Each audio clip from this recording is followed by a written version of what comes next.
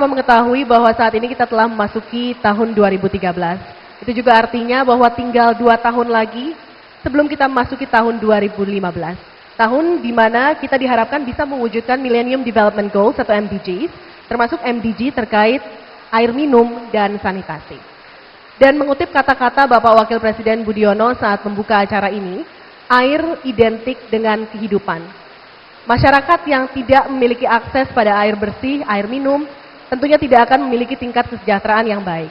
Dan kita tentunya harus tetap optimistis, bisa mencapai target MDGs terkait air minum dan sanitasi ini sendiri, yakni penurunan sebesar separuh dari proporsi jumlah penduduk yang tidak memiliki akses terhadap air minum yang aman dan sanitasi. Namun untuk mewujudkannya tentu kita perlu ada fokus, prioritas, dan kebijakan yang sinergis, mulai dari pemerintah pusat, pemerintah daerah, penyelenggara sistem penyediaan air minum atau SKAM, maupun lembaga perbankan.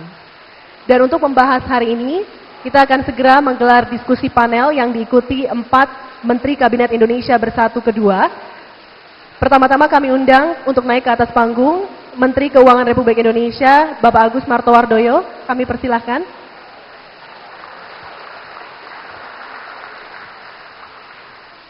Selanjutnya kami undang untuk naik ke atas panggung Menteri Pekerjaan Umum Republik Indonesia, Bapak Joko Kirmanto.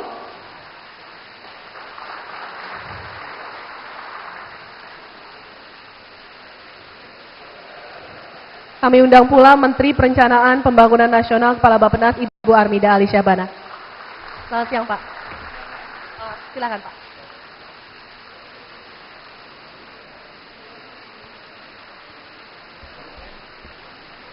Silakan, Pak Joko. Sudah ya? Air memang penting, tapi tolong dimatiin dulu. Tapi Menteri PU mau airnya dimatiin. Oke, kami mohon panitia untuk mungkin bisa mematikan air, mungkin kita bisa menghemat air juga. Selamat siang, Ibu. Ya, air memang penting, tapi tolong Air penting. Ya, mungkin perlu saya jelaskan terlebih dahulu. Sesi dialog kita ini akan berlangsung selama sekitar 1,5 jam dan akan dibagi dalam 2 sesi. Sesi pertama di 45 menit pertama kita akan membahas tentang, kita fokus tentang apa saja yang sudah dicapai terkait MDGs, terkait air minum dan sanitasi. Dan di sesi kedua, 45 menit berikutnya kita akan membahas tentang apa saja yang harus dilakukan untuk bisa mewujudkan target MDGs terkait air minum dan sanitasi ini di tahun 2015 mendatang. Dan kita masih juga menunggu satu lagi narasumber kita, Menteri Dalam Negeri Republik Indonesia, Bapak Gamawan Fauzi, yang saat ini masih dalam perjalanan karena baru saja dari airport, baru saja mendarat dari luar kota. Pertama-tama mungkin saya akan ke Ibu Armida terlebih dahulu. Ibu Armida, mengingat tahun 2015 kan sekarang tinggal 2 tahun lagi, Bu.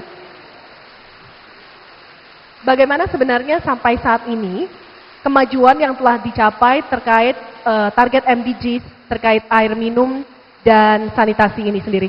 Silakan. Belum kurang ya air ya. Terima kasih, Mbak Moderator. Assalamualaikum warahmatullahi wabarakatuh. Selamat pagi. Jadi pertama-tama tentu kami apresiasi forum ini yang sangat baik ya, karena berkumpul semua stakeholder, tidak hanya pemerintah, semua ada PDAM, ada swasta dan semua stakeholder termasuk masyarakat. Nah, kembali ke pertanyaan Mbak yang tadi disampaikan dikaitkan dengan target MDGs ini yang sering menjadi referensi. MDGs ini due date-nya ya, targetnya, deadline-nya 2015. Nah, ada dua indikator yang terkait erat sekali dengan air, yaitu penyediaan air bersih termasuk air minum, dan satu lagi sanitasi dasar ya, termasuk pengelolaan air limbah.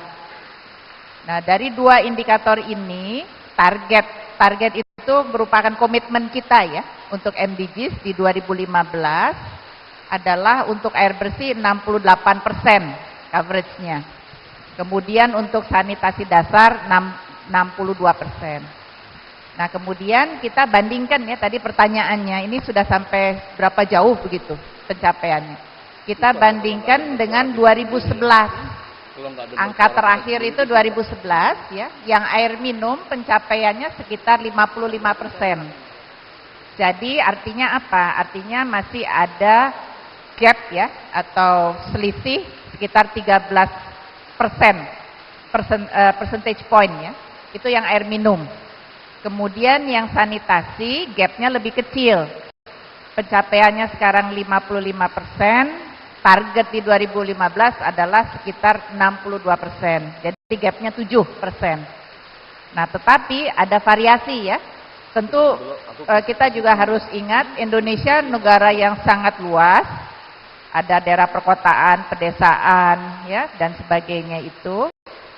Khusus air minum, gap yang besar, relatif lebih besar adalah di daerah perkotaan. Air minum ya, air bersih.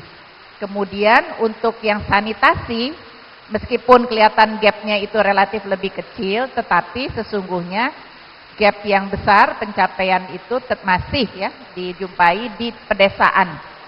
Jadi sanitasi ya, MCK, sarana prasarana MCK ya, termasuk air bersih, itu gapnya itu masih besar di daerah pedesaan. Tapi kalau air minumnya di daerah perkotaan. Nah, kemudian kita kaitkan dengan 2015 ya Mbak ya tadi.